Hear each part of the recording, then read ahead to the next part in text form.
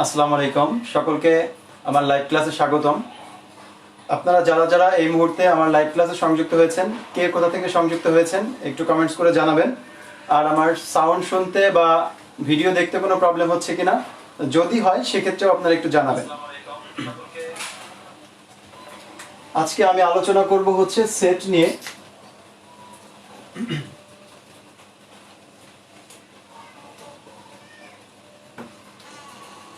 Set আমরা সকলেই জানি যে বিসিএস প্রস্তুতির জন্য এই সেট চ্যাপ্টারটি অত্যন্ত গুরুত্বপূর্ণ একটা চ্যাপ্টার। কারণ আপনি যদি কোশ্চেনগুলো দেখেন, প্রায় প্রতি বছর একদম প্রত্যেকটা বছরই বা প্রত্যেকটা বিসিএস পরীক্ষায় এই সেট থেকে প্রিলিমিনারি পরীক্ষাতে কমপক্ষে একটা কোশ্চেন এসে থাকে, এবং আমাদের রিটেনেও কিন্তু এই সেটের থেকে অ্যান্সার করতে হয়। তো বুঝতেই পারছেন যে আসলে এই সেট চ্যাপ্টারটি আমাদের জন্য খুব গুরুত্বপূর্ণ।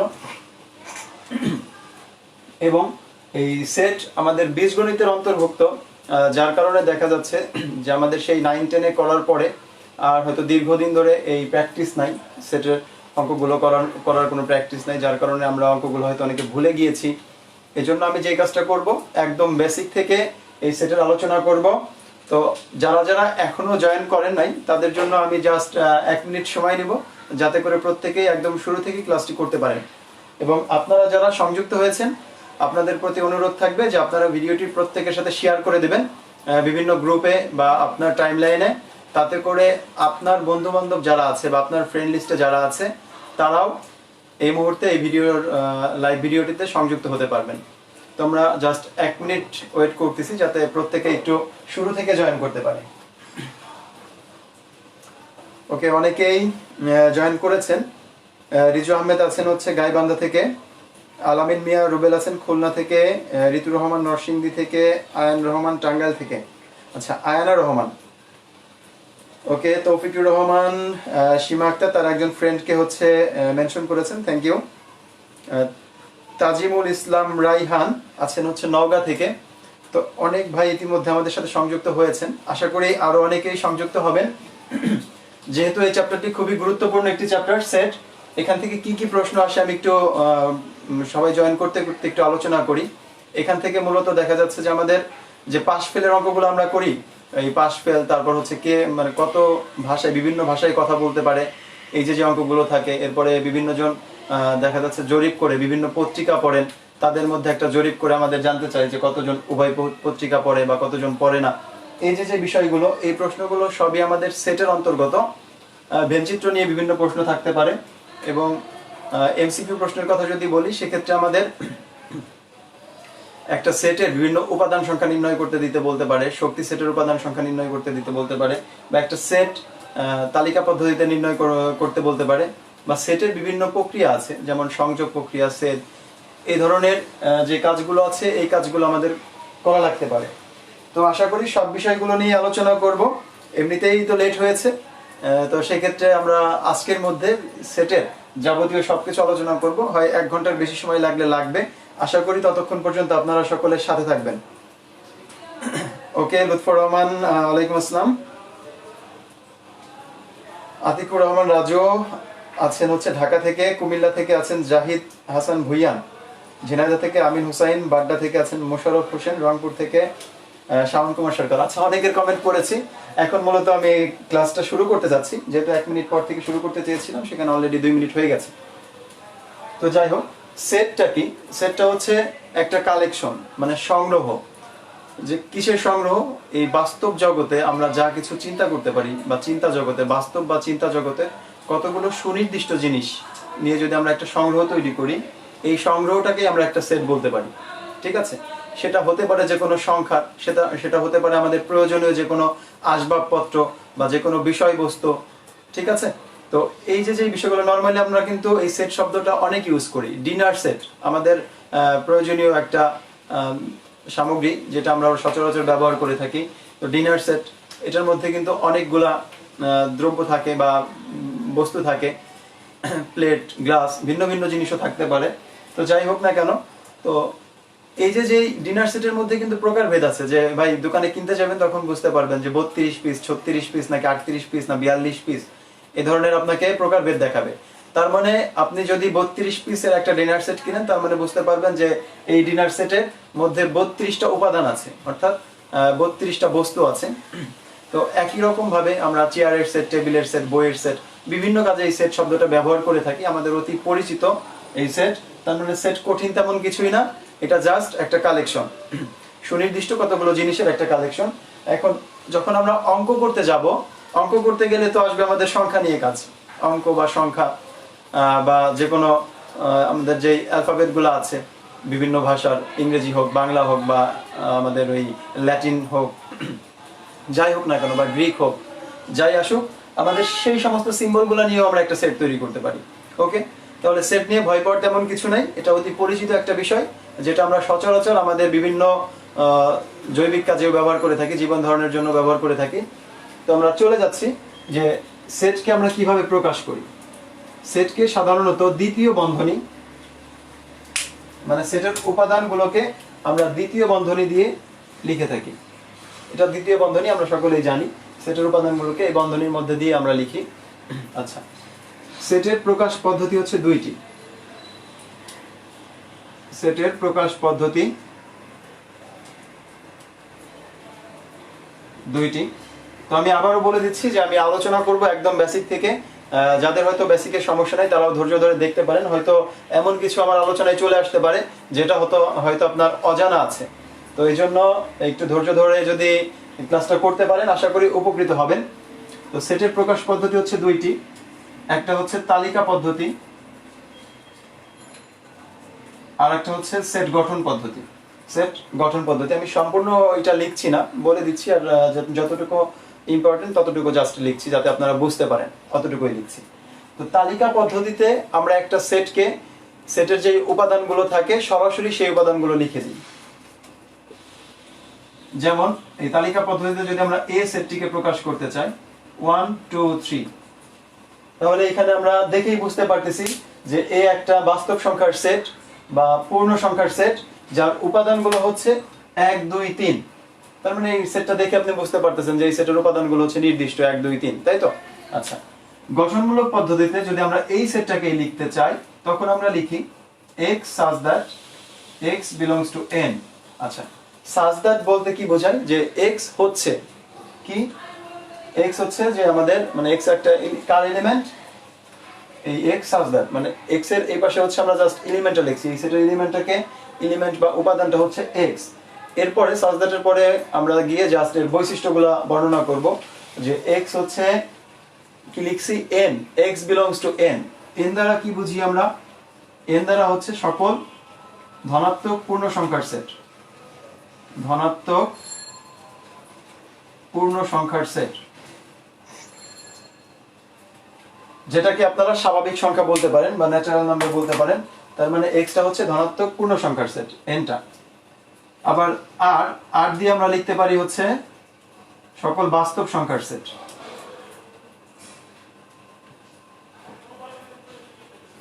সকল বাস্তব সংখ্যার সেট।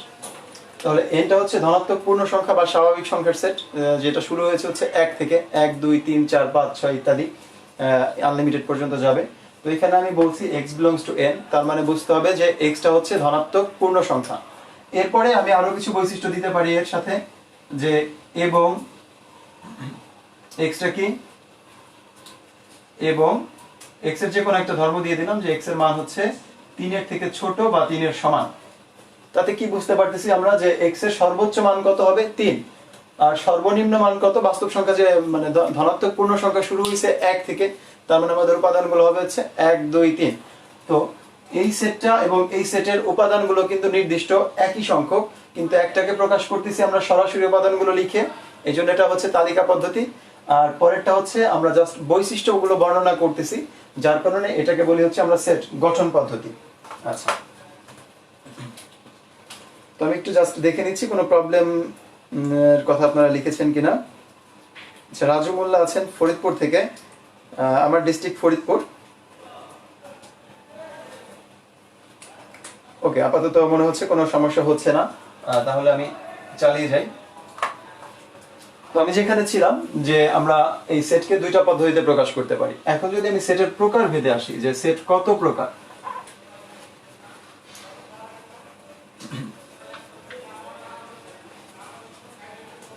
তাহলে আমরা মূলত সেটকে দুই ভাগে ভাগ করতে পারি উপাদান সংখ্যার উপর নির্ভর করে। সেটকে দুই ভাগে ভাগ করতে পারি, একটা হচ্ছে সসীম সেট, সসীম সেট, আর দুই নাম্বারটা হচ্ছে অসীম সেট।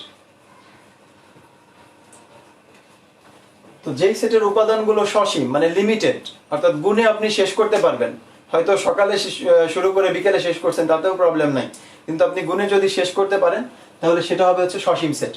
আর যেটা আপনি গুণে শেষ করতে পারবেন না, উপাদানগুলো গুণে শেষ করতে পারবেন না, সেই সেটটা হবে হচ্ছে অসীম সেট। তাহলে এই সেটের উপাদান যেমন 1 2 3 4 a b আরো নিতে পারেন, তাহলে এটা একটা সসীম সেট, এটা শেষ হয়ে গেছে। আর অসীম সেটটা কি, যে সেটটা চলতে থাকবে 1 2 3 4 ডট ডট ডট, তো এটা চলতেছে, এটা হবে হচ্ছে আমাদের অসীম সেট। আচ্ছা, তাহলে সসীম সেট এবং অসীম সেট সম্পর্কে আশা করি আমরা বুঝতে পেরেছি। এটা নিয়ে তেমন কিছুই না। যেমন বাস্তব সংখ্যার সেট একটা অসীম সেট, কারণ বাস্তব সংখ্যা আমরা গুণে শেষ করতে পারবো না। সকল ধনাত্মক সংখ্যার সেট একটা অসীম সেট, সকল ঋণাত্মক সংখ্যার সেট, যেটাই নেই না কেন, যদি আমাদের আপার লিমিট দেওয়া না থাকে সেক্ষেত্রে আমরা প্রত্যেকটাকে অসীম সেট বলতে পারবো।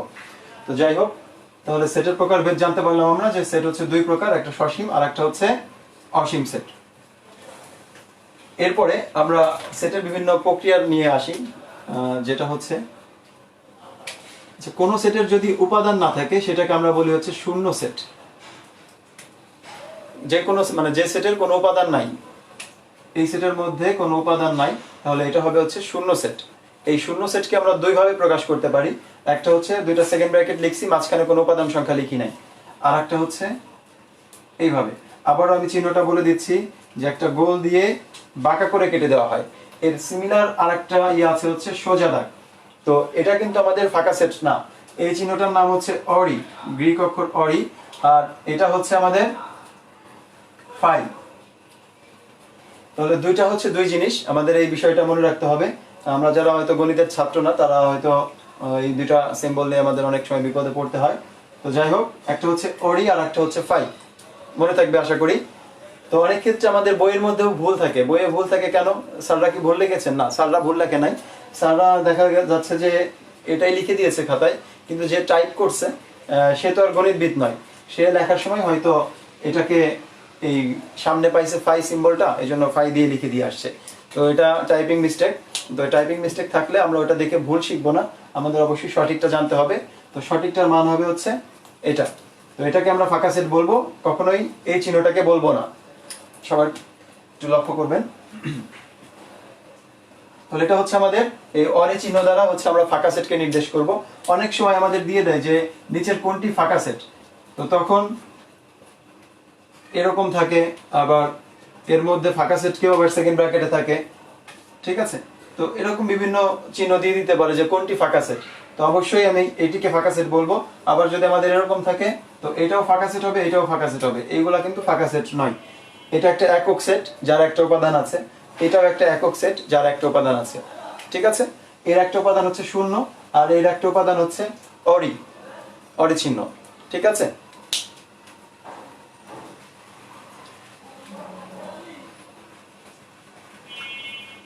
তো আমরা ফাঁকা সেট সম্পর্কে জানলাম।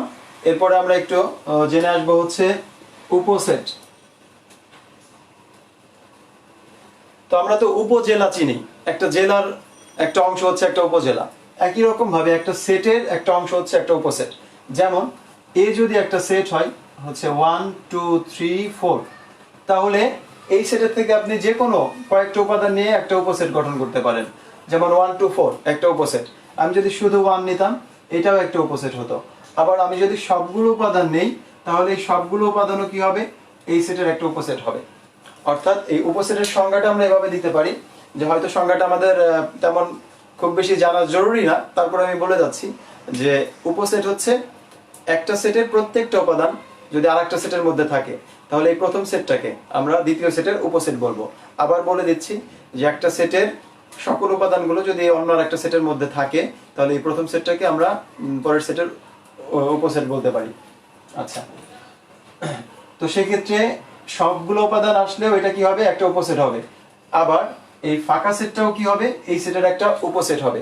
উপসেটেরও একটা চিহ্ন আছে, উপসেটের সিম্বলটা হচ্ছে এই, মানে একটা ইউ কে জাস্ট আমি ইংরেজি বর্ণমালার যে ইউ, এটাকে জাস্ট আমি শুয়ে লিখবো, অনেক সময় অনেকে বলেন যে ঘোড়ার খোলের মতো। তো যাই হোক, আপনি যেভাবে মনে রাখেন রাখেন। তো এটাকে জাস্ট শুয়ে দিলে এটা হয়ে যাচ্ছে হচ্ছে উপসেট চিহ্ন, সাবসেট বা উপসেট। তার মানে আমি লিখতে পারি যে এই ফাঁকা সেট কি, একটা এই এ সেটের একটা উপসেট। আবার সবসময় আমরা যেটা মনে রাখবো, এই ফাঁকা সেট হচ্ছে যে কোনো সেটের একটা উপসেট।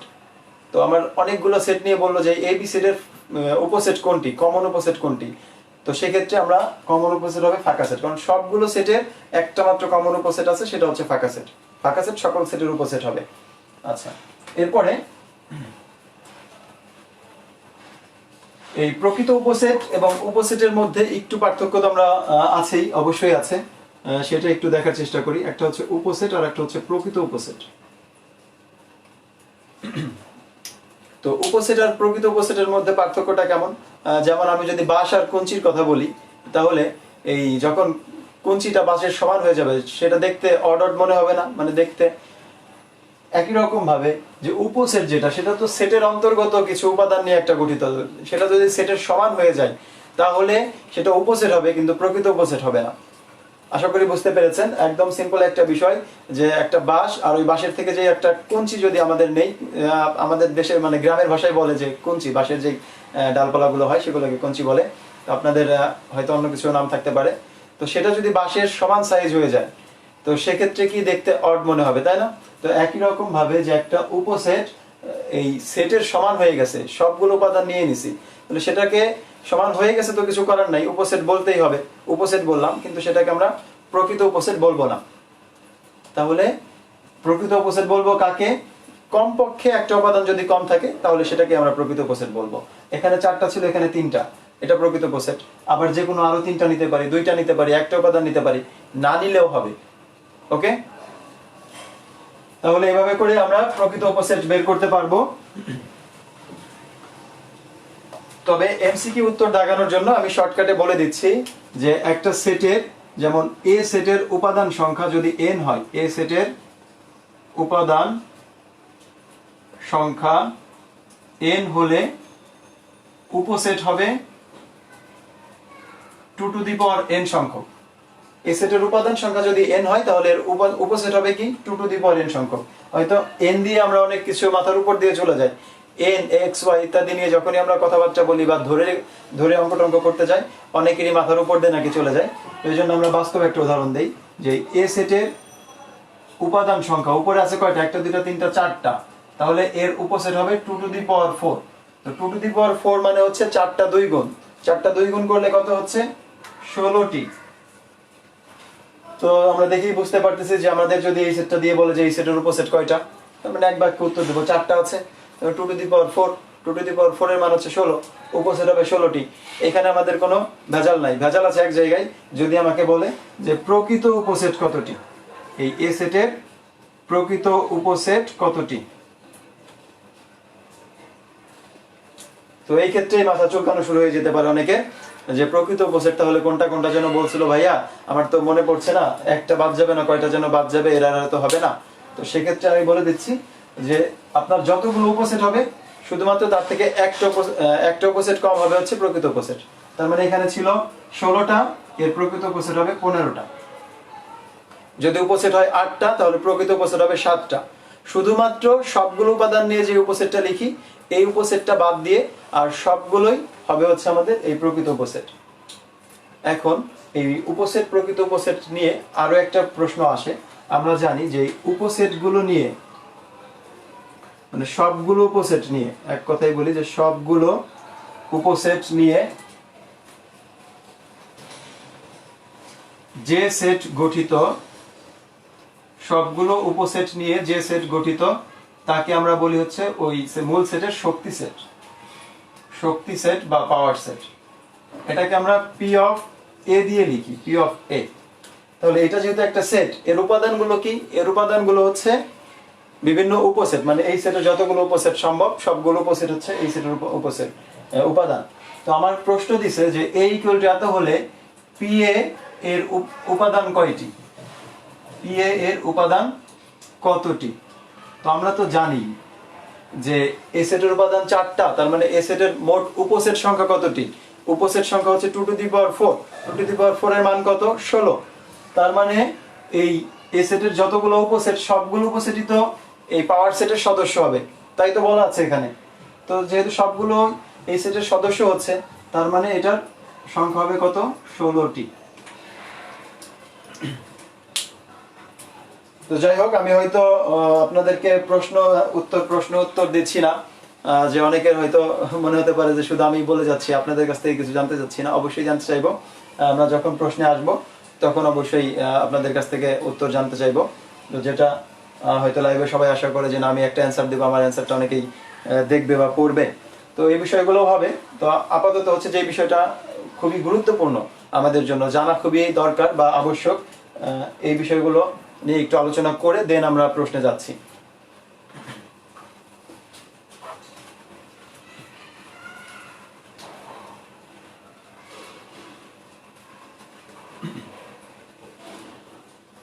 তো এরপরে আমি যেটা নিয়ে আলোচনা করতে যাচ্ছি, যে উপসেট নিয়ে আলোচনা করলাম, আমাদের এই নিয়ে আলোচনা করলাম, এখন হচ্ছে যে দুইটি সেটের সংযোগ সেট বা দুইটি সেটের সংযোগ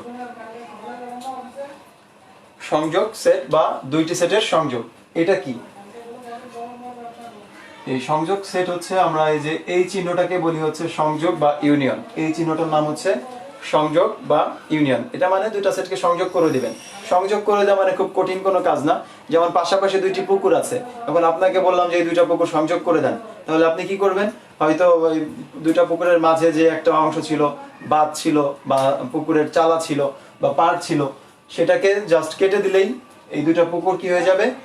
একত্রিত হয়ে যাবে, তাই তো? একত্রিত হয়ে গেলে কি হবে? এই দুইটা পুকুরের যেই মাছগুলো ছিল, এই মাছগুলো তখন একটা পুকুরের মাছ হয়ে যাবে, তাই তো? তো এখানেও বিষয়টা তাই, যে এই সেটের যে উপাদানগুলো আছে এবং এই বি সেটের যে উপাদানগুলো আছে, এদেরকে যখন সংযোগ করে দিব তখন এরা সব মিলিয়ে একটা সেটের উপাদান হয়ে যাবে। অর্থাৎ সবগুলো উপাদানকে নিয়ে আমাদের নতুন আর একটা সেট গঠন করতে হবে। যেমন এ সেটের উপাদান ধরলাম 1 2 এবং বি সেটের উপাদান ধরলাম 2 3। তাহলে এই এ ইউনিয়ন বি সেটের উপাদান কত হবে? সবগুলো উপাদান নিব 1 2 3। তাহলে এ ইউনিয়ন বি বা এ সংযোগ বি এর উপাদান হবে হচ্ছে 1 2 3। এই ক্ষেত্রে 2 দুইবার আছে, কিন্তু আমরা দুইবার লিখবো না, 2 তো 2ই, তাই না? যেমন আমি যদি পুকুরের উদাহরণ দেই, একটা পুকুরে হচ্ছে রুই, মৃগেল, কাতল মাছ ছিল। পাশের যে পুকুরটা ছিল, এই পুকুরের মধ্যে হয়তো রুই মাছ ছিল, কই মাছ ছিল, আর হয়তো আরেকটা দেই পাঙ্গাস ছিল। যখন আমরা এদেরকে একত্রিত করে দিছি, তখন এই একটা পুকুরে কি কি মাছ আছে? এই দুইটা রুই মাছ তো আর বলার দরকার নাই, রুই মাছ তো রুই মাছ, এক নামে ডাকলেই তো আমরা চিনতে পারতেছি। তো তখন আমরা এটাকে একত্রিত করলে এই রুই, মৃগেল, কাতল, কই আর হচ্ছে পাঙ্গাসি পাচ্ছি।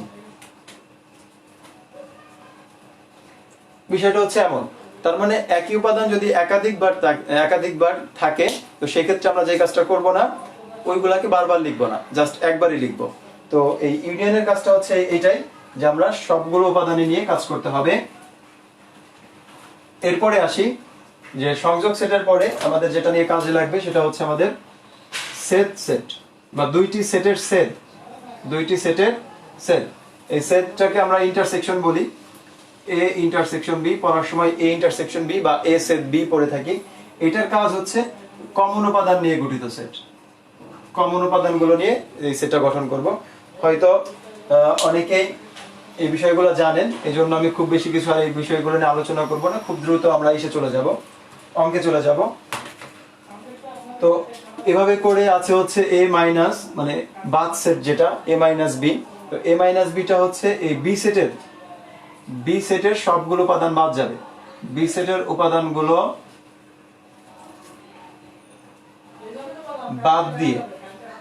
বাদ দিয়ে এ সেটের বাকি উপাদানগুলো নিয়ে গঠিত সেট। এ সেটের বাকি উপাদানগুলো নিয়ে গঠিত সেট।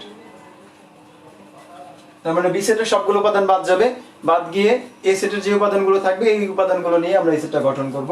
আমি একটা एग्जांपल দিচ্ছি, যেমন 1 2 3 আর এখানে হয়তো ছিল 2ab। তো এই সেটটা বাদ দিচ্ছি, এই টোটাল এই সেটটাই বাদ যাবে। টোটাল এই সেটটা বাদ গেলে আমাদের এখানে 1 2 3 ছিল, কিন্তু এই 2 এই উপাদানটা এখানেও আছে। তাহলে ওই উপাদানটাকে আমরা বাদ দিয়ে দিব, বাদ দিলে থাকবে হচ্ছে 1 3। এই এ বি দেখার দরকার নাই, এই সেটটা পুরাটাই বাদ। তার মানে এই সেটটা নিয়ে আপনার কোনো আলোচনায় আসার দরকার নাই, শুধু দেখেন এর মধ্যে কোনো কমন আছে কিনা, তার মানে সেটাও বাদ চলে যাবে। যেটা বির মধ্যে আছে এবং এর মধ্যে আছে দুইটাই বাদ চলে যাবে। আচ্ছা, আপনাদের কমেন্টস পড়ছি না আমি, জাস্ট মানে বোঝানোর সময় যেহেতু সময় সংক্ষিপ্ত থাকে এজন্য চেষ্টা করতেছি যে আগে সবকিছু বুঝিয়ে যাই। আমার সবগুলো ক্লাস কিভাবে পাবেন বিকে মীর হোসেন জানতে চাচ্ছেন। আমার উপরে একটা ইউটিউব চ্যানেলের নাম লেখা আছে অনলাইন স্টাডি রুম, এবং আমার ক্যাপশনেও এই চ্যানেলটির নাম লেখা আছে। আপনারা আজকে যারা নতুন জয়েন করেছেন অবশ্যই চ্যানেলটি সাবস্ক্রাইব করে নেবেন। এখানে এই সবগুলো লাইভ ক্লাস ছাড়াও আমাদের যে বিগত বিসিএস এর যে বিভিন্ন প্রশ্নগুলো আছে এবং যে টেকনিকগুলো আছে সবগুলো টেকনিক সহ ওই বিভিন্ন টপিক অনুসারে অনেকগুলো ভিডিও সাজানো গোছানো ভিডিও পাবেন। আচ্ছা, রেকর্ডিংটা অবশ্যই থাকবে, যেহেতু বৃষ্টি হচ্ছে বলছেন এবং আপনার 4 জনাই জান্নাতুল মিন্টু থাকবে অবশ্যই।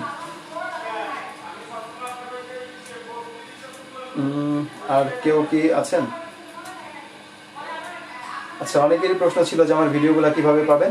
তো আমি অলরেডি বলে দিয়েছি যে ভিডিও পাওয়ার উপায় হচ্ছে আমার এই ইউটিউব চ্যানেলটাতে যাবেন, গিয়ে জাস্ট সাবস্ক্রাইব করবেন এবং নিয়মিত ভিডিওগুলো দেখবেন, আশা করি উপকৃত হবেন। তো আমি যেহেতু মানে এত রাতে আপনাদের সাথে সময় বের করে লাইভে আসতে পারছি, তো আশা করি আপনারাও জাস্ট 1-2 মিনিটের মধ্যে সময় নিয়ে আমার ইউটিউব চ্যানেলটা সার্চ করে সাবস্ক্রাইব করবেন এবং নিয়মিত ভিডিওগুলো দেখবেন, তাহলে আমিও কিছুটা উপকৃত হব আপনাদের প্রতি। আর যেটা হচ্ছে যে ভিডিওগুলো অবশ্যই আপনারা শেয়ার করবেন, আপনার ফ্রেন্ডদের সাথে শেয়ার করে দেবেন, তারাও তাহলে এই সম্পর্কে জানতে পারবে বা আপনার মতোই শিখতে পারবে। ওকে, আমরা অন্যান্য আলোচনা যেগুলো আছে আমি হয়তো চেষ্টা করবো আপনাদের পরবর্তীতে অ্যান্সার দেওয়ার জন্য। আমি জাস্ট ক্লাসটা যাতে দ্রুত শেষ করা যায় বা সবগুলো বিষয় নিয়ে আলোচনা করতে পারি সেই দিকটা একটু লক্ষ্য করছি। তো আপনাদের কমেন্টস পড়ছি না দেখে আপনারা কেউ মন খারাপ করবেন না, অবশ্যই আমি পড়ে নিব বা লাইভ ক্লাস শেষ করে হলেও পরে আপনাদের অ্যান্সারগুলো দিব। তো এখন চলে যাচ্ছি আমার প্রশ্নগুলো, পরবর্তী প্রশ্নগুলোতে, যে আমরা বিয়োগ সেট সম্পর্কে জানলাম। এরপরে আছে হচ্ছে এ প্রাইম। এ প্রাইম মানে হচ্ছে এটা দ্বারা বুঝি হচ্ছে পূরক সেট। এটা হচ্ছে পূরক সেট। এই পূরক সেটের কাজ হচ্ছে এ প্রাইম মানে ইউ মাইনাস এ। তো এই ক্ষেত্রে এই যে ইউটা হচ্ছে সার্বিক সেট, এটা হয়তো আমার আরো আগেই বলা উচিত ছিল। সার্বিক সেট হচ্ছে যে আমরা ঠিক যতগুলো সেট নিয়ে আলোচনা করব এই সবগুলো সেটের সবগুলো উপাদান নিয়ে যে সেটটা গঠিত সেটাকে বলবো আমরা সার্বিক সেট। আবারও বলে দিচ্ছি, সার্বিক সেটটা হচ্ছে আমাদের প্রশ্নের মধ্যে ঠিক যতগুলো সেট নিয়ে আলোচনা করবে এই সবগুলো সেটের সব উপাদানগুলোই থাকবে এই সার্বিক সেটের মধ্যে। অর্থাৎ এমন কোনো উপাদান কোনো সেটে থাকতে পারবে না যে উপাদানটা সার্বিক সেটে নাই। এই সার্বিক সেটকে আমরা বড় হাতের ইউ দিয়ে লিখি, ক্যাপিটাল লেটার দিয়ে লিখি। আচ্ছা, এরপরে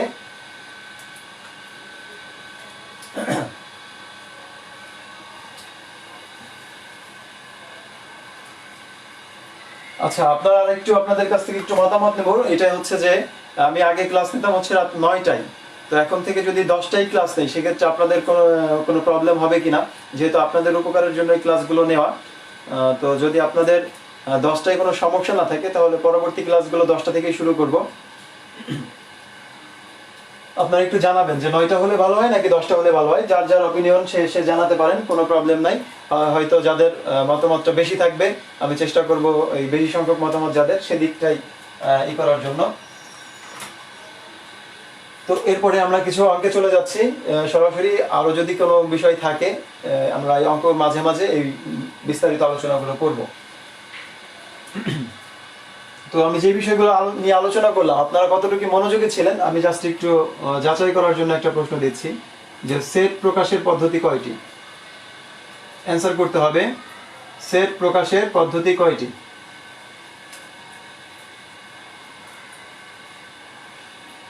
ক 2, 3, 4, 1।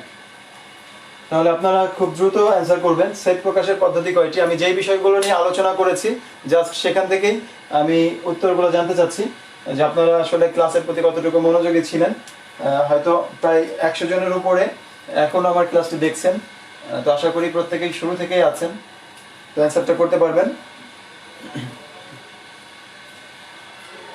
আচ্ছা, হ্যাঁ, অনেকে অ্যান্সার দিচ্ছেন দুইটা, তার মানে অনেকে মনোযোগী ছিলেন বা অনেকে আগে থেকে জানেন বা নতুন করে হয়তো অনেকে শিখেছেন। তো এরপরে আমি জানতে চাচ্ছি যে এ সমান 1 2 3, বি সমান হচ্ছে এ বি, তাহলে এ ও বি এর উপসেট নিচের কোনটি? এ ও বি এর উপসেট নিচের কোনটি?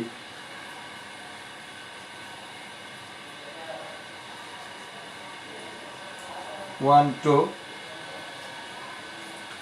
এরপরে হচ্ছে এ বি, 1 2 এ, আর হচ্ছে ফাঁকা সেট। তো এই ক্ষেত্রে কোনটা হবে আপনারা একটু অ্যান্সারটা জানাবেন। হ্যাঁ, তাসলিমা আক্তার, আবু বকর সিদ্দিকী, তারপর হচ্ছে এসআই বিবেক হাসান, উপালা রয় দীপা, মহিউদ্দিন মিজান, অনেকেই অ্যান্সার দিয়েছেন দুইটি। ধন্যবাদ আপনাদের সকলকে। জ্যোতি ইসলামও দুইটি অ্যান্সার করেছেন। তো আমরা জাস্ট এটা জানতে চাচ্ছিলাম যে এ একটা সেট, বি আর একটা সেট, এ আর বি এর উপসেট নিচের কোনটা হবে? ক 1 2, খ হচ্ছে এ বি, গ হচ্ছে 1 2 এ, আর ঘ হচ্ছে একটা ফাঁকা সেট। তো এগুলোর ক্ষেত্রে কোনটা অ্যান্সার হবে? নাহিদুল ইসলাম অ্যান্সার করেছেন ঘ, অর্থাৎ ফাঁকা সেট। আপনাদের যে কারো প্রবলেম থাকলে অবশ্যই জানাতে পারেন, সেক্ষেত্রে আমি সেই বিষয়গুলো নিয়েও আলোচনা তুলে ধরবো। অবশ্যই আপনারা কমেন্টস করে জানাবেন। তাহলে এটার অ্যান্সার অনেকেই দিয়েছেন ঘ। আচ্ছা, সাগর জোসেফ অ্যান্সার করেছেন ঘ, Najmul Hasan Tasrif D. Thank you সকলকে যে আপনারা বিষয়টি মনে রেখেছেন যে প্রত্যেকটা সেটের কমন উপসেট হচ্ছে একটা, সেটা হচ্ছে ফাঁকা সেট। এটা নিয়ে আমি আলোচনা করেছি বা বলেছি সকলকে। তো বোর্ডটা একটু কালো হয়ে গিয়েছে, আমি একটু কাপড় দিয়ে মুছে নিচ্ছি।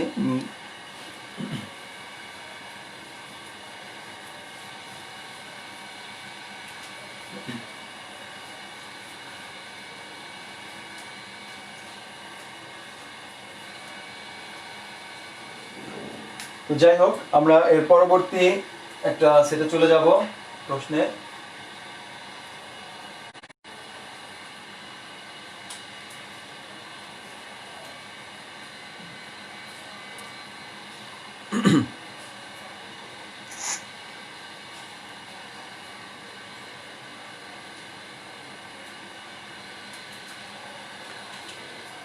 আচ্ছা, হয়তো টেকনিক্যাল কোনো প্রবলেম হয়েছিল, ভিডিওটা একটু পজ হয়ে গিয়েছিল। আবার আমরা চলে আসছি, আপনারা আবারও সংযুক্ত হবেন। তো এখানে জাস্ট এটার প্রশ্নের অ্যান্সারটা চাচ্ছিলাম যে 2 3 4 5 6 এবং 2 3 4 এর আরেকটা হচ্ছে 0 আর একটা হচ্ছে ফাঁকা সেট। অ্যান্সার কোনটা হবে? আচ্ছা, যেটা বলছিলাম যে উপলা রয় দীপা, এরপরে হচ্ছে মহিউদ্দিন মিজান। আগের প্রশ্নটার একটু ডিটেলস চাচ্ছিলেন। ডিটেলস তো আলোচনা করেছি, ভিডিওটা এখানে আপলোড করা থাকবে, আপনারা একটু টেনে আর একবার একটু দেখে নেবেন। আর এটা হচ্ছে একদম কমন একটা কথা, সেটা হচ্ছে যে কোনো সেটের উপসেট হচ্ছে ফাঁকা সেট, মানে ফাঁকা সেট সকল সেটেরই একটা উপসেট। এটাই। এরপরের প্রশ্নটা আমরা চলে যাচ্ছি। তো এটা অনেকে অ্যান্সার দিয়েছেন ঘ নাম্বারটা। হ্যাঁ, এটার অ্যান্সারও ঘ হবে, যেহেতু এখানে কোনো কমন সংখ্যা নাই, তার মানে এটার অ্যান্সার হবে হচ্ছে ঘ। তবে যদি আমার এখানে এ ইউনিয়ন বি বের করতে বলতো, তাহলে অ্যান্সার হইতে হচ্ছে আমাদের এ ইউনিয়ন বি। অর্থাৎ আপনাকে কি বের করতে বলছে? সবগুলো উপাদান নিতে হবে, সংযোগ করে দিতে হবে 2 3 4 5 6, তখন অ্যান্সার হইতো ক। যখন আমাদের এ ইউনিয়ন বি বের করতে বলতো, তখন অ্যান্সার হতো হচ্ছে ক নাম্বারটা। তো এইগুলা হচ্ছে কমন বিষয়, আমরা হয়তো অনেকেই জানি। তো এখন আমি যেটা দেখাবো যে আমাদের অনেক সময় সেটের গঠন পদ্ধতিতে প্রশ্ন থাকে, তালিকা পদ্ধতিতে নির্ণয় করে দেন এই ক্যালকুলেশনগুলো করতে হয়। এটা আমরা কিভাবে করতে পারি?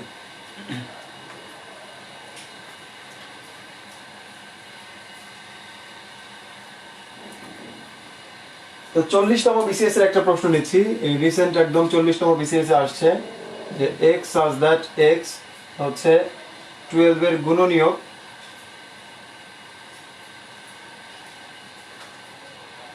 আর হচ্ছে কিউ আর একটা সেট, এই কিউ সেটটা হচ্ছে x such that x 3 এর গুণিতক, x 3 এর গুণিতক প্রথমটাতে বলতেছে যে x হচ্ছে 12 এর গুণনীয়ক, আর পরেরটাতে বলতেছে x 3 এর গুণিতক, এবং এর সাথে আরেকটু অ্যাড করে দিয়েছে যে এবং x is less than equal to 12। তো এখন p minus q equal to কত হবে এটা জানতে চাচ্ছে। তো অপশনগুলো আমি একটু বলে দেই, আপনারা একটু ট্রাই করেন, এরপরে তো আমি অবশ্যই করে দেব। 1 2 4, এরপরে আছে হচ্ছে 1 3 4, এরপরের অপশনটা আছে হচ্ছে 1 3 6, এবং ঘ নাম্বার অপশনটা হচ্ছে 1 2 6।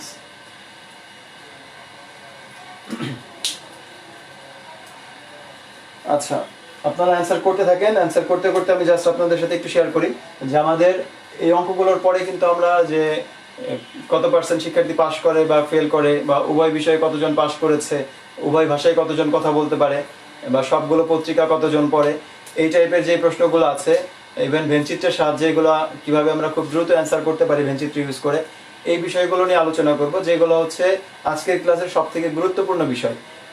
এতক্ষণ জানিয়ে আলোচনা করেছি বেসিক বিষয়, এই বেসিক বিষয়গুলো হয়তো আমাদের অনেকেরই জানা আছে, কারণ আমরা ক্লাস 8 9 10-এ এই সেট সম্পর্কে জেনে আসছি।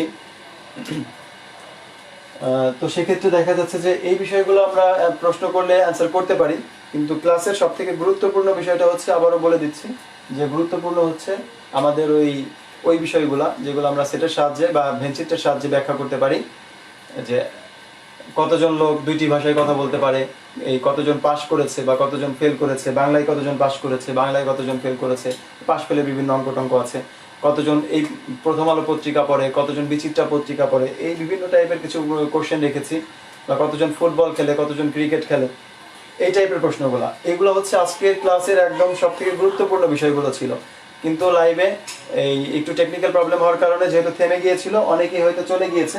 তো আপনারা কিন্তু আবার ভিডিওটা যদি শেয়ার করে দেন, সেক্ষেত্রে দেখা যাবে যে ভিউয়ারের সংখ্যা আরও বেড়ে যাবে, তাতে করে সকলেই এই গুরুত্বপূর্ণ বিষয়গুলো জানতে পারবে।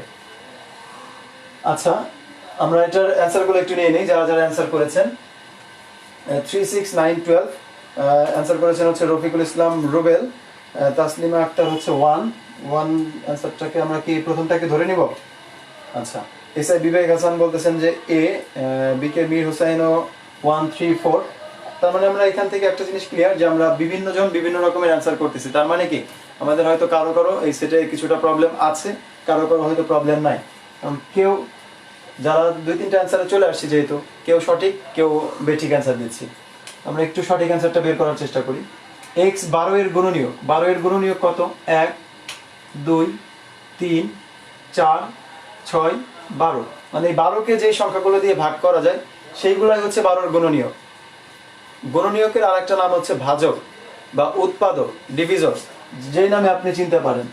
1 2 3 4 6 আর হচ্ছে 12, অর্থাৎ যে সংখ্যাগুলো দিয়ে আমরা এই 12কে এক কথায় নিঃশেষে ভাগ করতে পারি। এরপরে কিউ সেটের উপাদানটা কি আছে? 3 এর গুণিতক। গুণিতক বিষয়টা কি? এই গুণনীয়ক এবং গুণিতকে কিন্তু ছোটবেলা থেকে শিখে আসতেছি, কিন্তু এখনো আমাদের প্যাচ লেগে যায় এই যে গুণনীয়ক যেন কোনটা আর গুণিতক যেন কোনটা। তো গুণিতক হচ্ছে নামতা, গণিতক হচ্ছে ওই সংখ্যার নামতা। আমরা ছোটবেলায় নামতা পড়েছি না, নামতা 3 1 3, 3 2 6, 3 3 9, 3 4 12 ইত্যাদি। তাহলে এখানকার উপাদান হবে 3।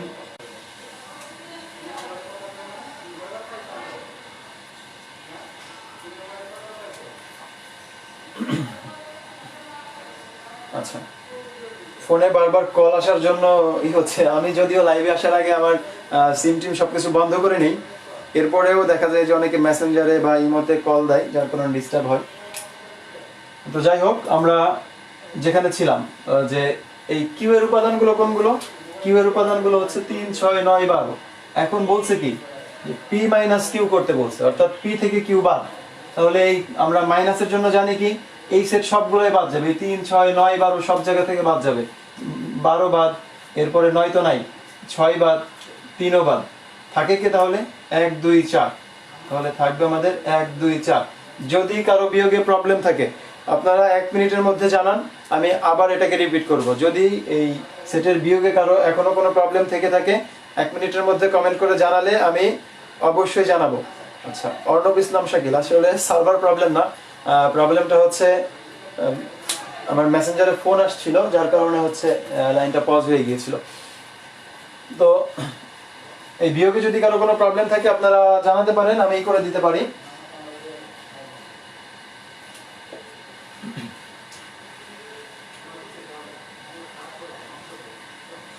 তাহলে এটার অ্যান্সার হবে হচ্ছে 124। 124 অপশনটা ছিল হচ্ছে আমাদের একদম প্রথমটাতেই। এরপরে আমরা 39তম বিসিএস এর একটা প্রশ্ন নিচ্ছি। আমি জাস্ট দেখানোর চেষ্টা করতেছি পরপর দুটো বিসিএস এর প্রশ্ন, এই কারণেই নেওয়া যে প্রশ্নগুলোর সাথে কতটা মিল আছে এটাই জাস্ট জানানোর জন্য। যে 39তম বিসিএস এর প্রশ্নটা ছিল, এর আগেরটা আমরা 40তম বিসিএস এর প্রশ্ন সমাধান করেছি। x such that x ধনাত্মক পূর্ণ সংখ্যা, ধনাত্মক পূর্ণ সংখ্যা এবং x square is less than 18। C একটা সেট, এই সেটের উপাদানগুলো হচ্ছে ধনাত্মক পূর্ণ সংখ্যা এবং বলে দিছে যে x square is less than 18। এর উপাদানগুলো কত? এই সি এর উপাদান কোনগুলো? উপাদানগুলো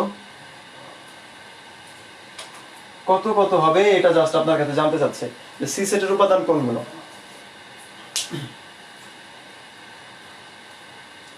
আচ্ছা, গণিতকটা বলেন আরেকবার। আচ্ছা, গণিতক হচ্ছে নামতা। কিউ সেটের উপাদান ছিল হচ্ছে, উপাদান বলে দিছে যে x, x হচ্ছে 3 এর গুণিতক। 3 এর গুণিতক কোনগুলো? 3 এর ঘরের নামতা পড়েন, পেয়ে যাবেন 3, 6, 9, 12, 15, 18 এরকম অনেক আছে, আপনি গুণে শেষ করতে পারবেন না। কিন্তু এখানে আরেকটা লিমিট দিয়ে দিছে, যে বলছে যে এবং x is less than equal to 12, অর্থাৎ আপনাকে 12 তে গিয়ে থামাই দিছে যে আপনার থাক, আর যাওয়ার দরকার নাই, 12 পর্যন্ত হিসাব করেন। তাহলে 12 পর্যন্ত আমরা হিসাব করলে কি কি পাচ্ছি? 3, 6, 9, 12। এই জন্য কিউ সেটের উপাদান হয়েছে 4টা। আশা করি সারোয়ার জাহান বুঝতে পেরেছেন। আর অর্ণব ইসলাম বলছিলেন যে আরেকবার একটু বোঝান, বিয়োগটা আরেকবার একটু দেখান। রাবিয়া ইসলামও বলছেন, তো দেখাচ্ছি। এইটা আপনারা একটু করার চেষ্টা করেন, যারা এর আগেরটা হয়তো বুঝে গেছেন তারা এই প্রশ্নটার অ্যান্সার করার চেষ্টা করেন। আমরা ওটাতে একটু চলে যাচ্ছি। যে আমাদের এই পি সেটের উপাদানগুলো ছিল 1, 2, 3, 4, 6 আর হচ্ছে 12।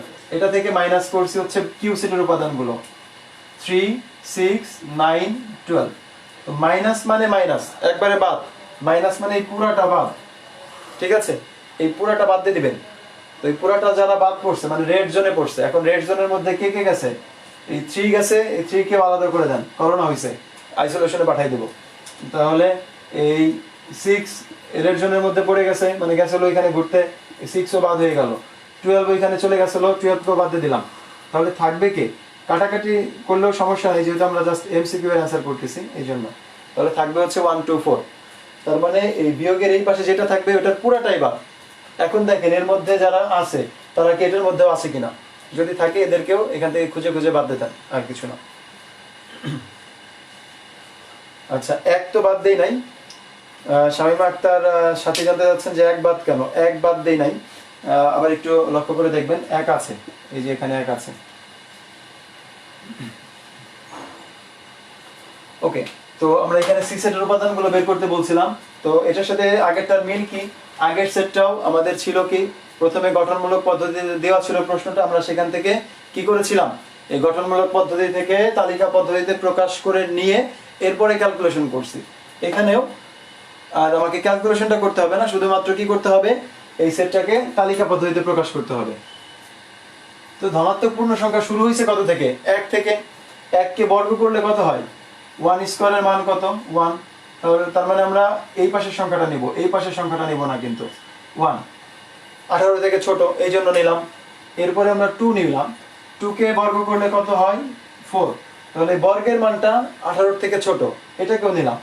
এরপরে নিলাম 3, 3 কে স্কয়ার করলে হবে 9, তাহলে এটাও 18 থেকে ছোট আছে, এই কারণে এই 3 কেও নিলাম।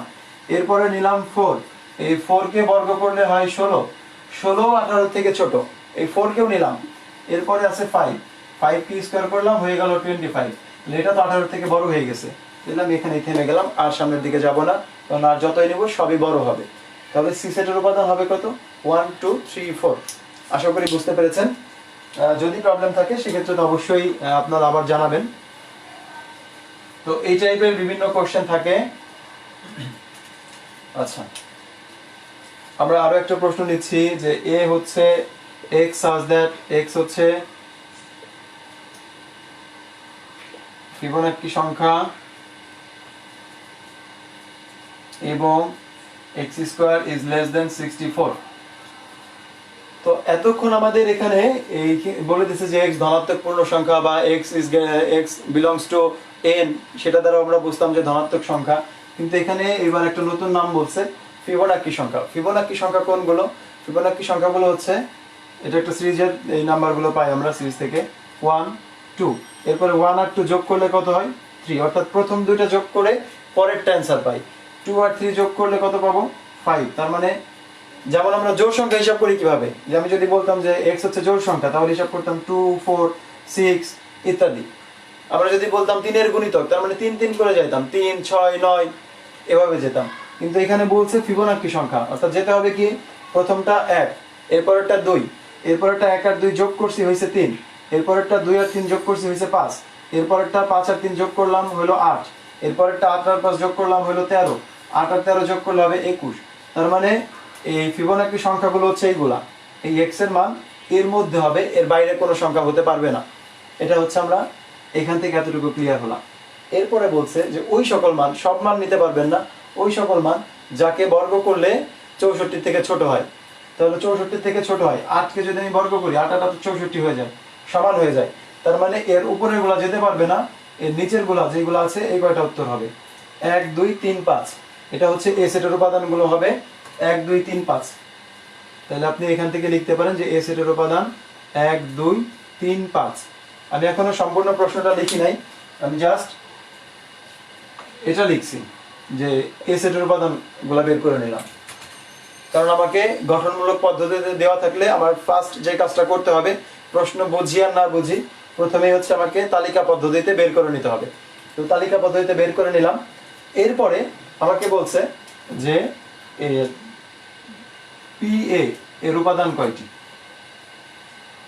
PA এর উপাদান কতটি।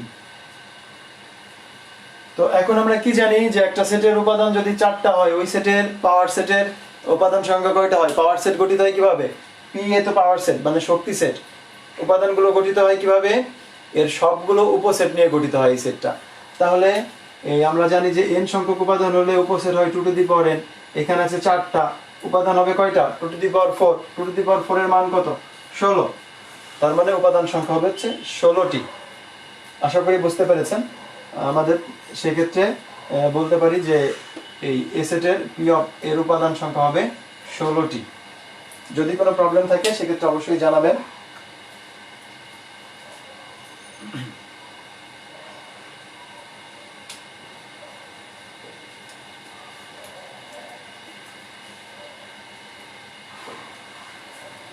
তো এটা তো হয়ে গেল। তো এই টাইপের যেই প্রশ্নগুলো যে গঠনমূলক পদ্ধতিতে আছে, এখান থেকে কি করতে হবে? আমাদের আগে তালিকা পদ্ধতিতে বের করে নিতে হবে, এরপরে সংযোগ বললে সংযোগ করলাম, ইন্টারসেকশন বললে ইন্টারসেকশন করলাম, মাইনাস করতে বললে মাইনাস করলাম। এভাবে করে আমরা অ্যান্সারগুলো বের করতে পারি।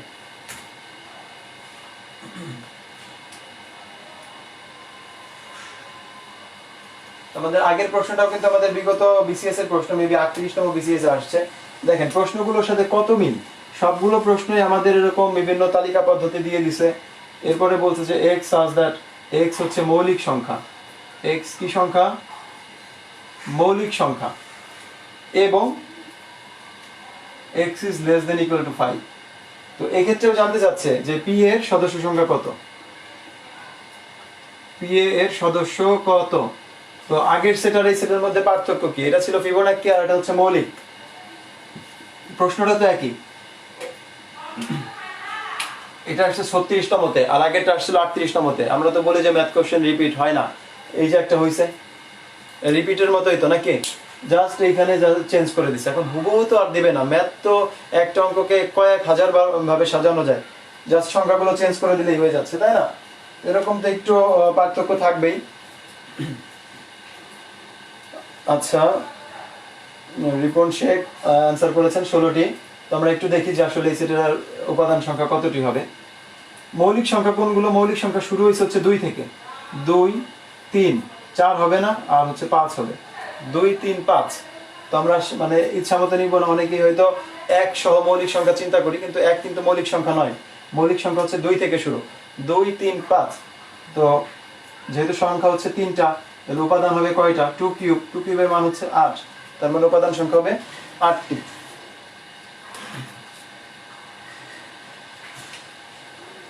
এটার উপাদান সংখ্যা হবে 8টি। আচ্ছা, আমরা একটু প্রশ্নটা মুছে দিচ্ছি।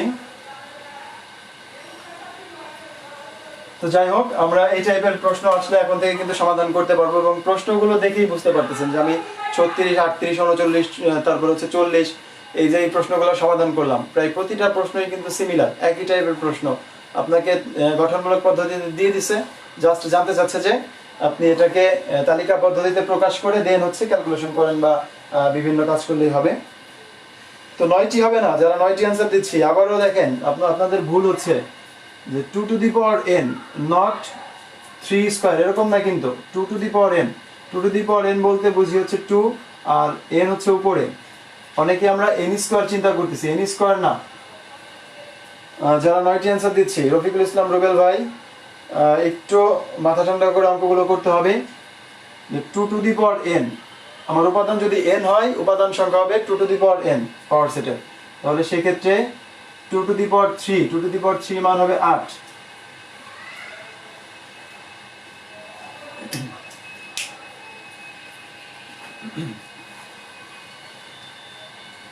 তো আমরা এসে চলে যাচ্ছি ওই যে প্রশ্নগুলো নিয়ে আমাদের একদম প্রথম থেকেই বলতেছিলাম।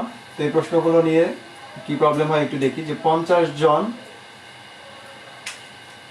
লোকের মধ্যে 35 জন ইংরেজি ও 35 জন ইংরেজি, এরপরে 25 জন ইংরেজি ও বাংলায় কথা বলেন বা কথা বলতে পারে। আমার প্রশ্নটা হচ্ছে যে বাংলায় কতজন কথা বলতে পারে?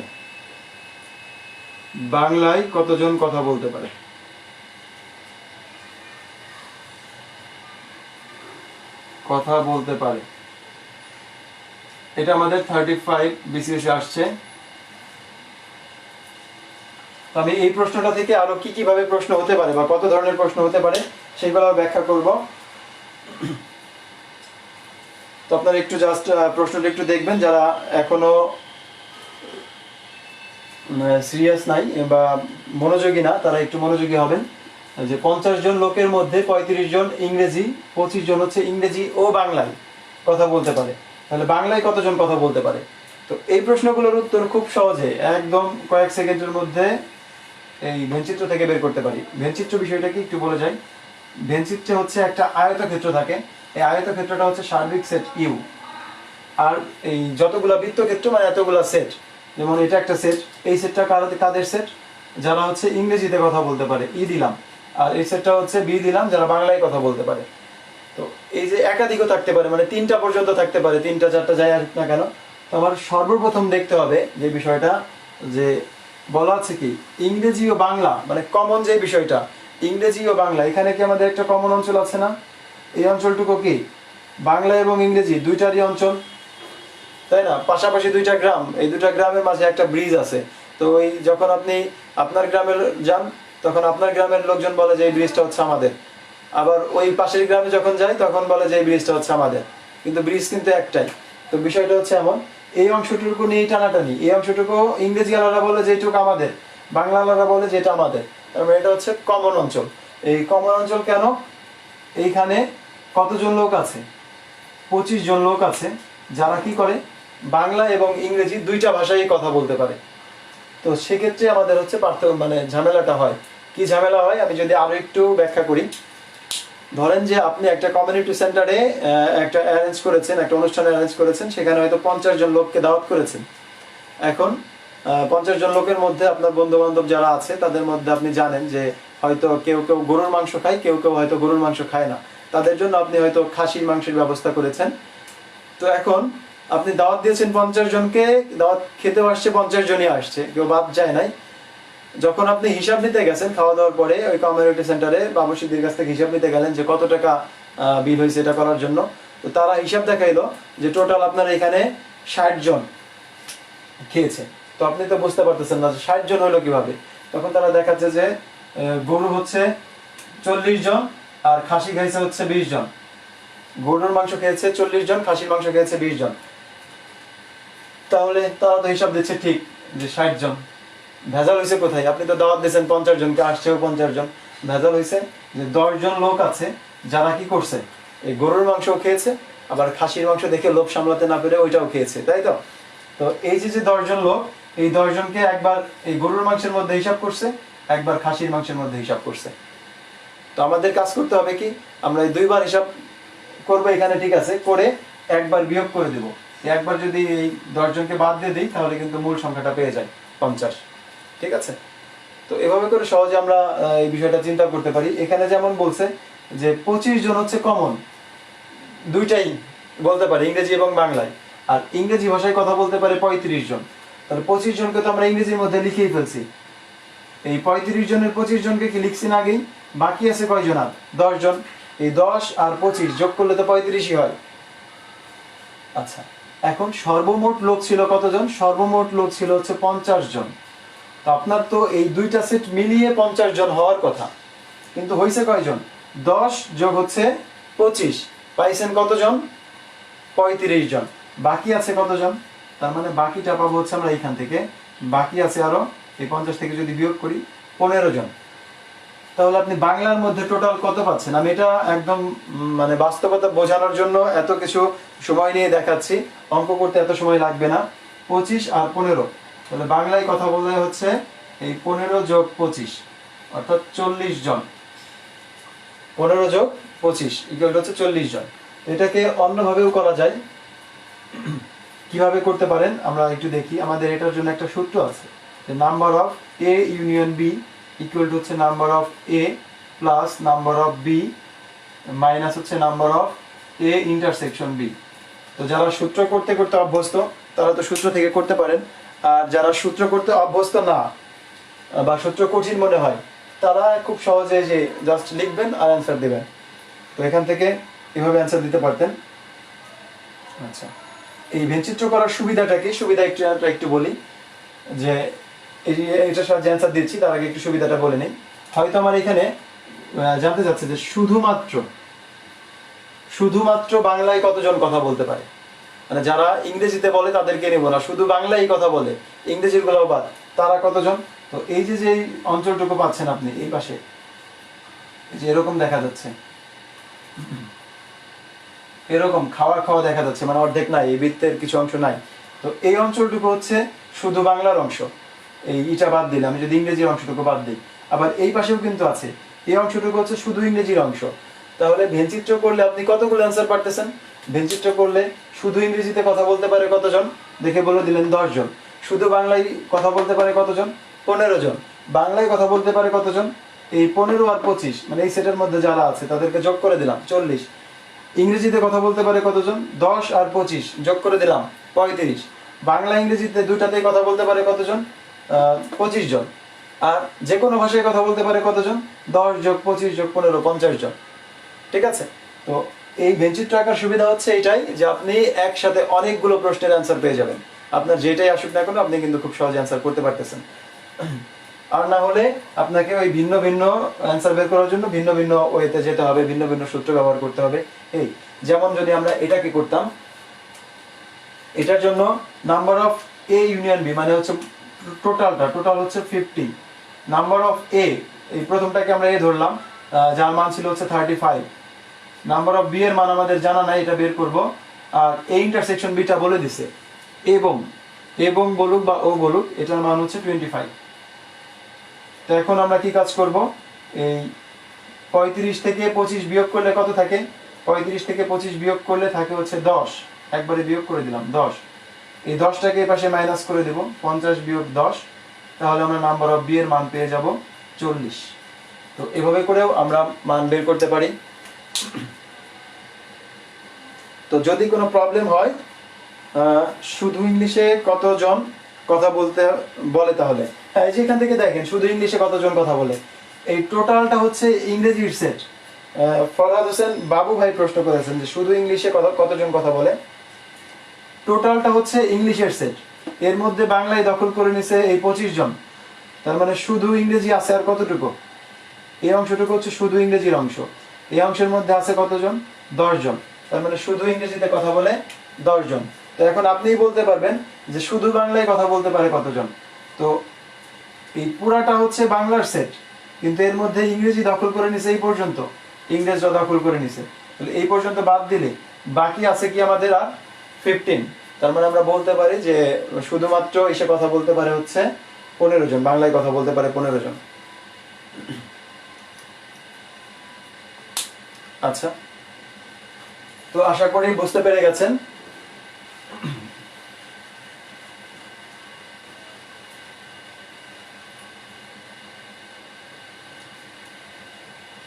তো আমরা এখন একটা পাশ ফেলের অঙ্ক নিব।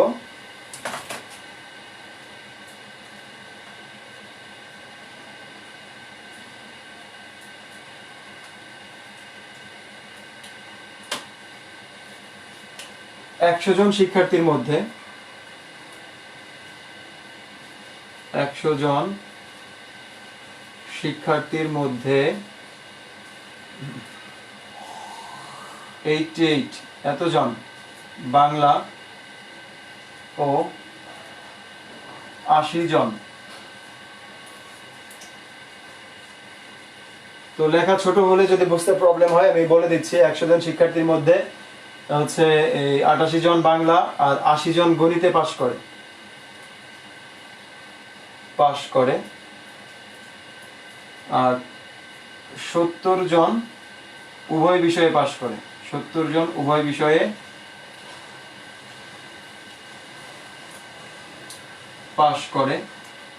কতজন উভয় বিষয়ে ফেল করে, কতজন উভয় বিষয়ে ফেল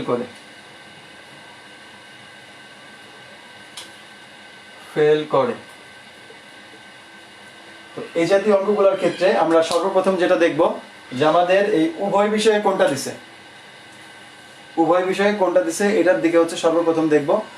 যদি উভয় বিষয়ে দিছে কি পাস করে, তার মানে আমাদের সবগুলো পাস বের করতে হবে। উপরে আমাদের কষ্ট করে বের করার কিছু নাই, উপরে যে সংখ্যাগুলো দেওয়া আছে সবগুলো পাশের সংখ্যাই দেওয়া আছে, যদি ফেলের সংখ্যা থাকতো পাশের সংখ্যা বের করে নিতাম। আচ্ছা, আবার আমার যদি উভয় বিষয়ে এখানে এতজন ফেল করে বলে দিত, তাহলে আমরা এখান থেকে এই বাংলায় কতজন ফেল করে বা ইংরেজিতে কতজন ফেল করে এই সংখ্যাগুলো বের করে নিয়ে দেন অঙ্কটা করতাম। তো এটা আমরা দুইভাবেই করতে পারি, একটা হচ্ছে এই ভেনচিত্র সাহায্য নিয়ে আর একটা হচ্ছে ভেনচিত্র সাহায্য ছাড়া সূত্রের মাধ্যমে।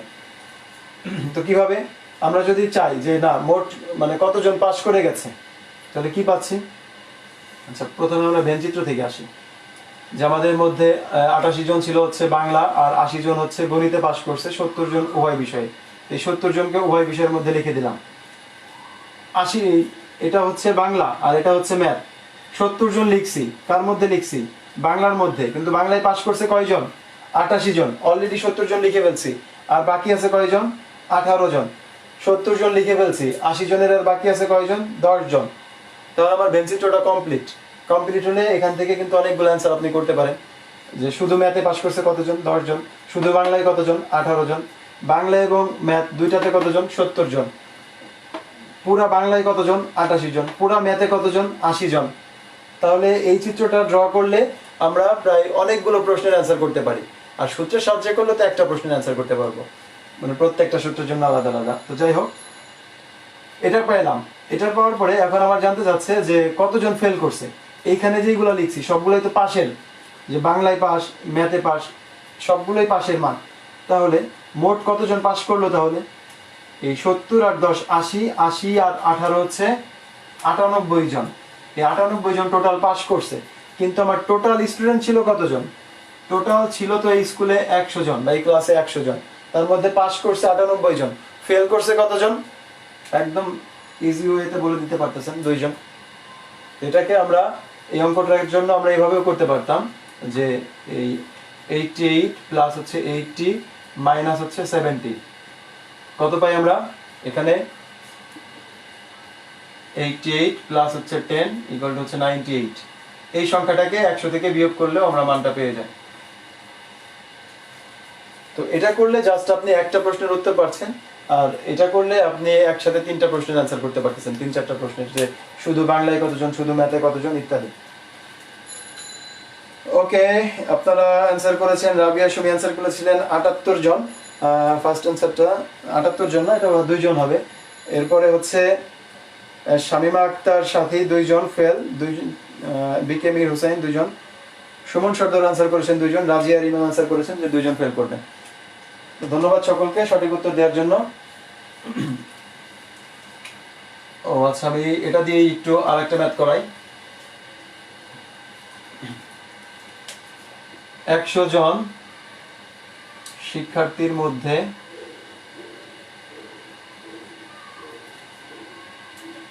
80 জন বাংলা আর হচ্ছে 70 জন গণিতে পাশ করে, 10 জন উভয় বিষয়ে ফেল করে, 10 জন উভয় বিষয়ে ফেল করে, তাহলে কতজন উভয় বিষয়ে পাশ করে?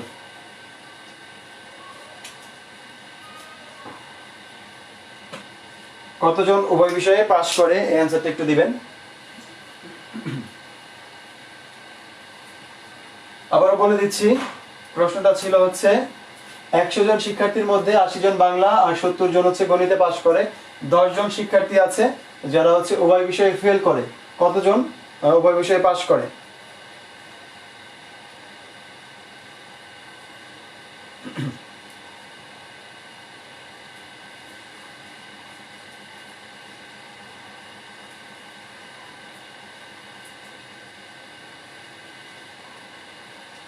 আপনার অ্যান্সারগুলো একটু লিখবেন।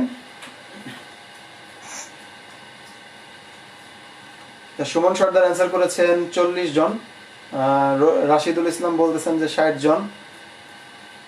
তো আমরা একটু দেখি যে 100 জন শিক্ষার্থীর মধ্যে 80 জন বাংলা আর 70 জন হচ্ছে গণিতে পাশ করে, 10 জন উভয় বিষয়ে ফেল করে। তো আমি প্রথমেই বলছিলাম যে আমার যেটা ফেল, এখানে যেটা উভয় বিষয় যেটা বলবে আমার প্রথমে সেটাই বের করতে হবে। তো উভয় বিষয়ে বলছে ফেল, আমি বের করব ফেল। তার মানে এই বাংলায় ফেল করে কতজন? 80 জন পাশ করলে ফেল করে 20 জন। গণিতে ফেল করে কতজন? 70 জন পাশ করছে, তার মানে ফেল করছে হচ্ছে 30 জন। আর উভয় বিষয়ে তো 10 জন আছেই, তার মানে মোট ফেল যদি আমরা বের করতে চাই যে মোট ফেল করছে কতজন, বাংলায় 20 জন, গণিতে 30 জন, আর এই 10 জন আছে উভয় বিষয়ে, যাদেরকে আমরা একবার বাংলার মধ্যে হিসাব করছি, একবার গণিতের মধ্যে হিসাব করছি। এই 10 জন বিয়োগ করে দিলাম, তাহলে পাচ্ছি কত? 40 জন। এই 40 জন হচ্ছে মোট ফেল করছে। এই 40 জন কি করছে? যে কোনো বিষয়ে ফেল করছে। তাহলে সব বিষয়ে পাশ করছে কতজন? এই 100 জন থেকে 40 জন বিয়োগ করলে চলে আসবে সব বিষয়ে পাশ করছে 60 জন। আচ্ছা, 60 জন। এটাকেও ভেনচিত্রের সাহায্যে দেখাতে পারি যে আমাদের এখানে উভয় বিষয়ে ফেল করছে 10 জন, এই জন্য আমরা ফেলের সংখ্যাটা বের করছি। এটা যদি বাংলা হয় আর এটা যদি ম্যাথ হয়, বাংলায় হচ্ছে 20 জন, 20 জনের মধ্যে 10 জন লিখে ফেলছি, আরো লিখবো 10 জন। আর এটা যদি গণিত হয়, 10 জন লিখছি, আরো লিখবো 20 জন, 20 আর 10 30। তাহলে মোট ফেল কতজন হয়ে গেল? 40 জন। মোট ফেল হচ্ছে এটা ফেলে, তাহলে পাস করছে কতজন? এই 40 জনকে বিয়োগ করে দিলে 60 জন। তো অনেকেই ভুল অ্যান্সার দিচ্ছি, 40 লিখেছিলাম, 40 জন ফেল করেছে।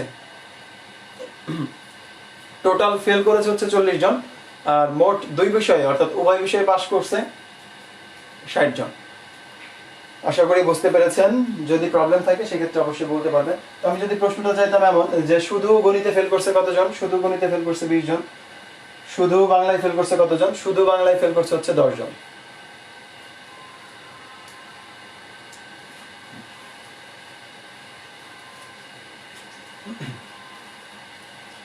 আচ্ছা, আমরা আরো একটা ম্যাথ দেখি, এরপরে হয়তো অনেক সময় হয়ে গেছে, 1 ঘন্টা পার হয়ে গিয়েছে।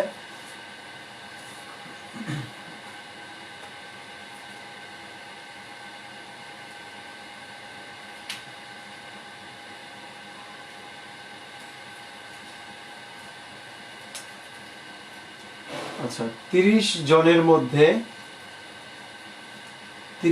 মধ্যে আমাদের 18 জন ফুটবল খেলে, ফুটবল, আর হচ্ছে 14 জন ক্রিকেট খেলে, 5 জন কিছুই খেলে না।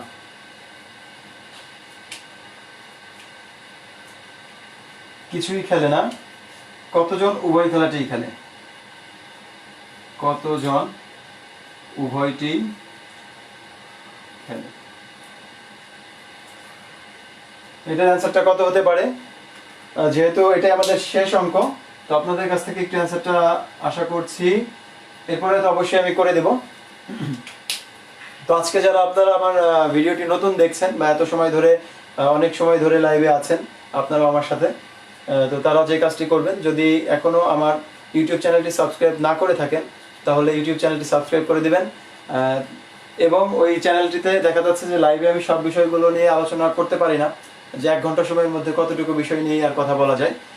তো ওই চ্যানেলটিতে প্রত্যেকটা টপিক অনুসারে বিভিন্ন ভিডিওগুলো আপলোড করে থাকি এবং বিভিন্ন শর্ট টেকনিক বা বিগত যেই বিসিএস বা অন্যান্য জব পরীক্ষার যে প্রশ্নগুলো আছে এই প্রশ্নগুলো এখানে আপলোড করি, আর লাইভ ক্লাসগুলো তো এখানে আপলোড করা থাকেই। তো সেক্ষেত্রে আপনারা নিয়মিত চ্যানেলটি দেখলে হয়তো উপকৃত হবেন, আশা করি যে ভালো একটা গণিতের প্রিপারেশন নিতে পারবেন। তো এই অঙ্কটার অ্যান্সারটা জানতে চাচ্ছিলাম আপনাদের কাছ থেকে। তো সোহেল রানা অ্যান্সার দিচ্ছেন 7 জন, একটা অ্যান্সার পেয়েছি 7 জন। আমরা একটু করে দেখতে পারি বা আপনারা একটু ট্রাই করেন। আচ্ছা, রাফাত ভাই অ্যান্সার করছেন 7 জন।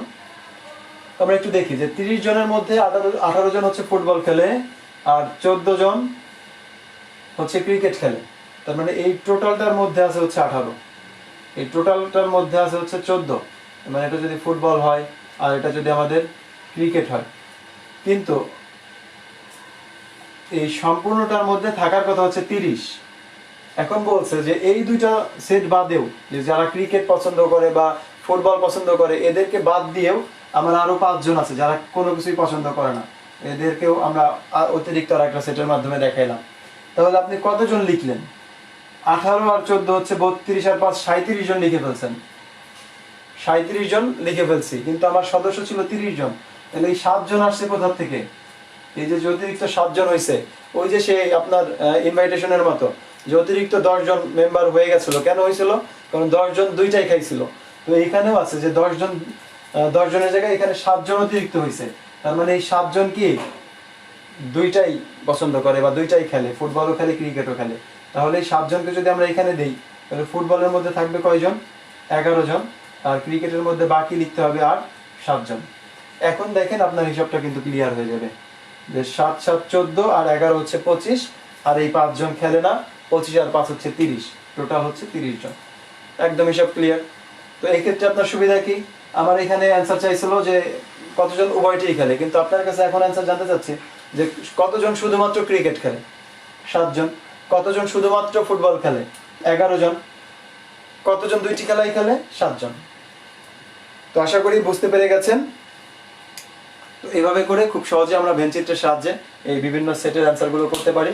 তো আশা করি খুব শীঘ্রই এই সেট সম্পর্কিত আরও ভালো একটি ভিডিও, মানে যেখানে সব বিষয়গুলো আলোচনা করা যাবে বা করব, এরকম একটি ভিডিও আমার ইউটিউব চ্যানেলে আপলোড করব। তো সকলকে ইউটিউব চ্যানেল সাবস্ক্রাইব করে চ্যানেলটি দেখার জন্য অনুরোধ করে আজকের ক্লাস এখানেই শেষ করছি। আল্লাহ হাফেজ, ভালো থাকবেন সকলে।